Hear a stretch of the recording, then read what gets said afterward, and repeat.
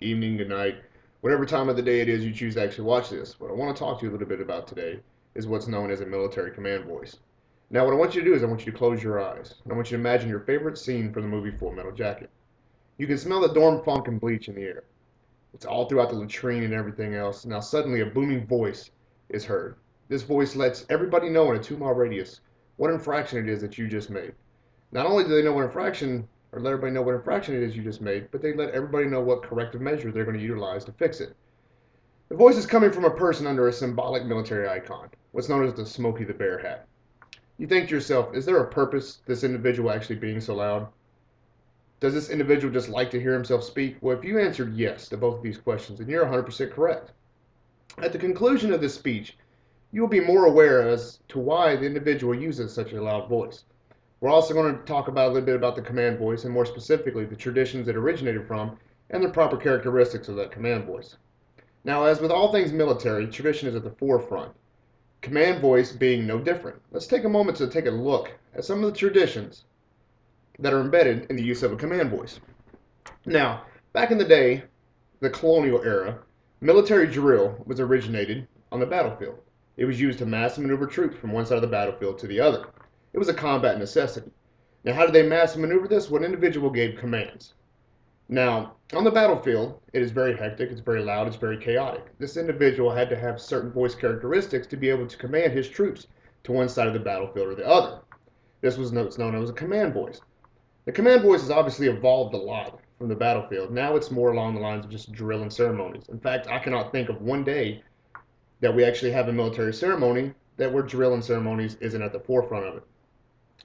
With a better understanding of how the tradition of drill and command voice, let us look at the proper characteristics of how to use the modern age command voice. According to the Air Force Manual 362203, also known as AFMAN 362203, Military Drill and Ceremonies Manual, there are 5 characteristics of a command voice. These 5 characteristics being loudness, projection, distinction, inflection, and snap. Let's look at each one just a little bit. Loudness, obviously, is the volume at which you actually speak something. If you're not loud on the battlefield, your troops aren't going to be able to hear you. Now, projection is just that. It's being able to project your voice across the battlefield, 25, 30 yards, however far it is that you need to project it for your people to hear it. Distinction. Well, if you're not distinct in the words, then obviously the individual that's downrange 25, 30 yards isn't going to be able to exactly understand what you're saying. So therefore, he might not maneuver to the right spot. So that could obviously be costly in a battlefield situation. Now, inflection. Inflection is more of a modern day characteristic. It's something that we use actually here in basic military training, so on and so forth. Inflection is actually changing the pitch of your voice. We all think back, for those of us that are in the military, our drill sergeant or military training instructor, depending on your branch, giving the commands forward, march. Now, the raising of the pitch is what's known as inflection. Now, the last characteristic is snap.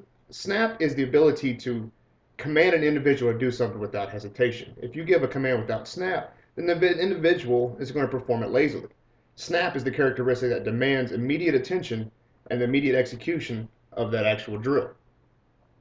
Now that we understand the different characteristics of command voice, I'll remind you why that drill sergeant was so loud. With the field of combat being such a hectic and noisy location, and the traditions of military so deeply rooted, it is imperative that we must understand why command voice is so important to the military community. Utilizing proper characteristics, one could easily call commands on either the battlefield or the parade field. So whether it's in the heat of battle or the graduation of new recruits, command voice will always be at the center of both traditions.